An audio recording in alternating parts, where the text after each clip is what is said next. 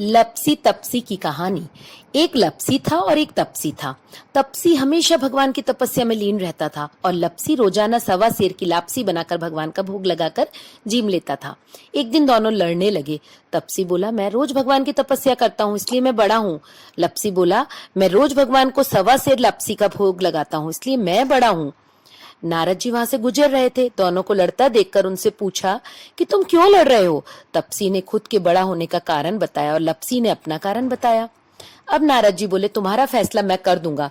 दूसरे दिन लपसी और तपसी नहाकर अपनी रोज की भक्ति करने आए तो नारद जी ने छुपकर 1.25 करोड़ की एक अंगूठी उन दोनों के आगे रख दी।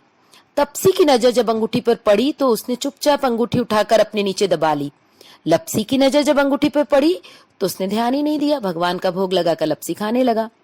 नारद जी सामने आए तो दोनों ने पूछा कि कौन बड़ा। तो नारद जी ने तपसी से खड़ा होने को कहा। वो खड़ा हुआ तो उसके नीचे दबी अंगूठी दिखाई पड़ी। नारद जी ने तपसी से कहा, तपस्या करने के बाद भी तुम्हारी चोरी करने की आदत नहीं गई, इसलिए लपसी बड़ा है और तुम्हें तुम्हारी तपस्या का कोई फल भी नहीं मिलेगा। तपसी शर्मिंदा होकर माफी मांगने लगा। उसने नारद जी से पूछा, मुझे मेरी तपस्या का फल कैसे मिलेगा। तो नारद जी ने कहा, यदि कोई गाय और कुत्ते की रोटी नहीं बनाएगा तो फल तुझे मिलेगा।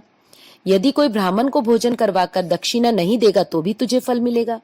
यदि कोई साड़ी के साथ ब्लाउज नहीं देगा तो भी तुझे फल मिलेगा। यदि कोई दिए से दिया जलाएगा तो भी फल तुझे मिलेगा। यदि कोई सारी कहानी सुने लेकिन तुम्हारी कहानी नहीं सुने तो फल तुझे मिलेगा। उसी दिन से हर व्रत कथा कहानी के साथ लपसी तपसी की कहानी भी सुनी और कही जाती है। जय हो।